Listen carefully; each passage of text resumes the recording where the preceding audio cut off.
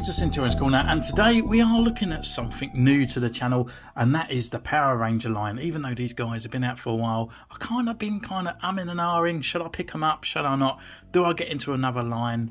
Well, the whole thing about it is I don't want to get into the line at all. I don't want to go balls deep as such. I just want to sort of like stick with the classic Power Rangers, maybe like the 5 and the Green Ranger. I have ordered a couple of others which are kind of like standalone kind of figures to go inside of these, and that's the way my rules are going to work. Have the classics and standalone characters, and maybe some bad guys if they go cheap, but that's it. But if you're like me, that you've been umming and ahhing for a while, then I'm going to bring it to you for a review. We do a comparison to our other lines that we do on the channel as well, to see how well they blend in. Anyway, so looking at the Power Ranger box, it's really nice, it's really neat. I really like the artwork on the side here. We have got a nice open window. She's kind of like in a pose in a way, kind of sort of situated in there. Inside we can actually see more accessories in here, more hands and stuff. Got that artwork a little bit larger or longer on the side here. On the back, it's just generally a render of the actual Pink Ranger. No bio, doesn't even say who's in the actual Ranger suit here, but this one is actually Kimberly. So I guess without further ado, let's crack this bad girl open. So here she is out of her packaging. So we can actually see a few more accessories here. So hiding behind that cardboard head there, we've got extra hands, and we have an effect there for the actual figure itself. So let's get her out for our first impressions. I have cut off a little bit of like one of those little plastic ties there she was held in. So we'll just get her out for our first impressions. And yeah, really liking these figures. They look really sort of articulated as well, looking really cool. Really nostalgia there. Looking fantastic. So I'm going to go away, put her through her paces, take some pictures, and we'll see her.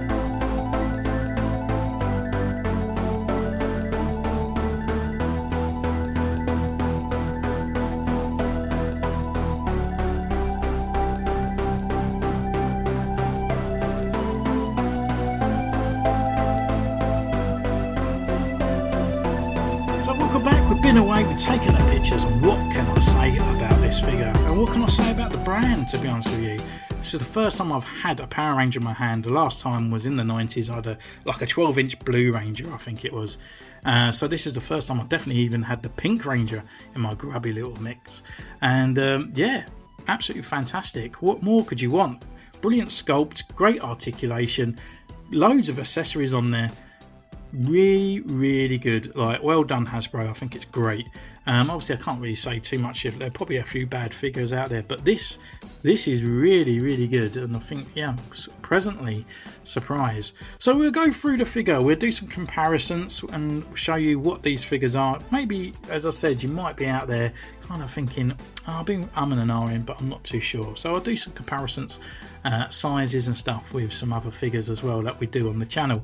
So yeah, looking cool. She comes with like a gun, a bow, an arrow, another sort of super arrow down here, alternative head, and double hands. Like, what more could a Power Ranger want?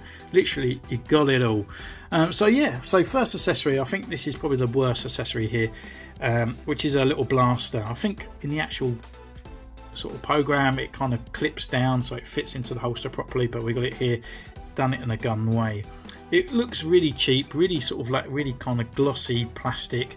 The silver part on here is just kind of like a bit blemished and a bit sprayed on, but it's good to have.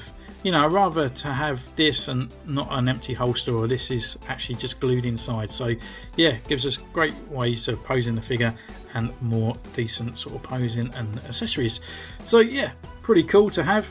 The other accessory that she comes with is her bow and her arrow. So with this hand here, she can actually open up her little fingers, and it's got like a little nub and it fits in perfectly there. On this side it doesn't look great, but we turn the bow around and we've actually got some decor on here. It's all white, a little bit of detail with the red. The only reason on this side that it's not is because it's got all these little clips and stuff, so you can actually build up the Mighty Morphin Power Cannon blaster thing when they put all their weapons together. So it is there, so you just got to collect them all, and then you can make that. So taking this arrow part out, we can actually look at that other effect, and that can just sort of slide into a hand. It doesn't fit as good, but it's cool to have. You can blast it away or have it her holding it and whatnot, so it's pretty cool. It's all done in a transparent kind of salmon colour. with the arrow head at the top here and all electric going through. So yeah, pretty cool. So that's those two accessories. We'll take this one off as well and we'll swap over one of her hands. So we have got this one, which is kind of like a aiming bow hand, and pulling this out all the way, so it's a really long peg compared to the other sort of like Marvel Legends and stuff that we have, and they've all got a hinge as well. So we'll pop this one in, and so this one, she's got like this kind of karate chop hand or kind of posing hand, as you would when she's sort of standing there going Mighty Morphin Power Rangers, and the other hand that she comes with is like a punching closed fist for this one.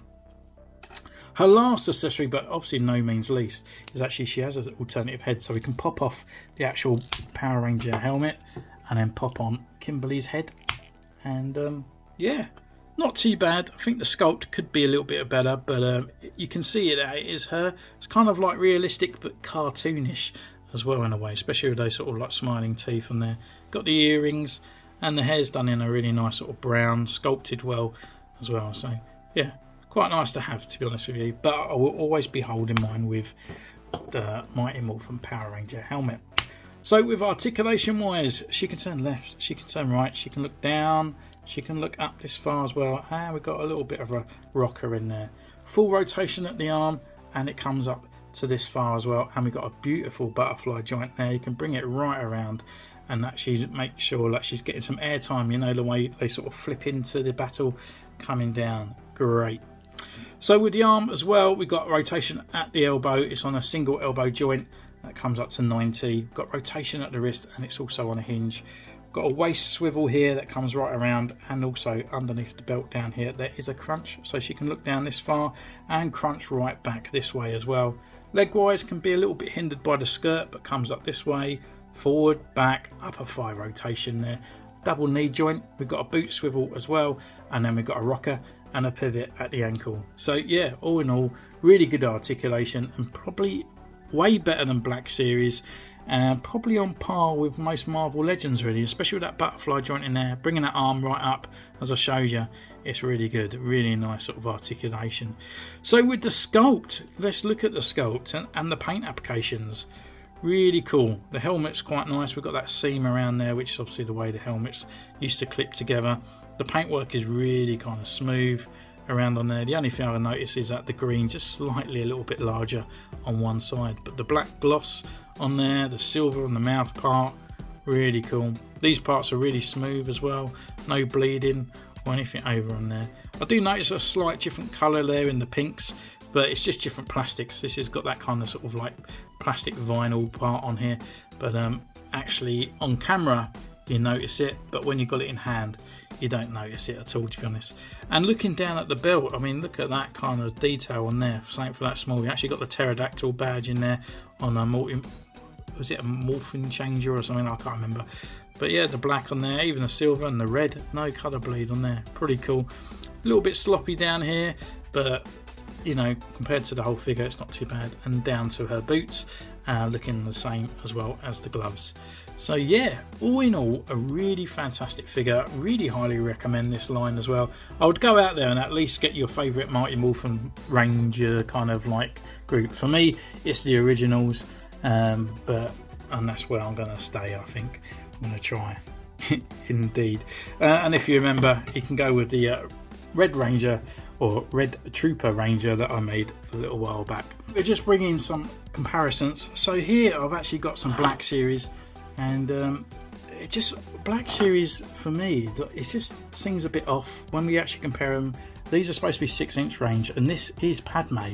So I just kind of thought someone that's definitely the similar sort of like a build to the Pink Ranger. Look at the different size in there. And then I bring in the Stormtrooper, which I would say is what I would call a human size. I know it sounds a bit weird, but I always think the female characters in the Black Series line are far too short anyway. So we bring in the Stormtrooper one, which I would say is like an average size adult, and it's literally the same size here for the Pink Ranger to a guy that's 6 foot, just under. So yeah, it is a bit sort of strange on there.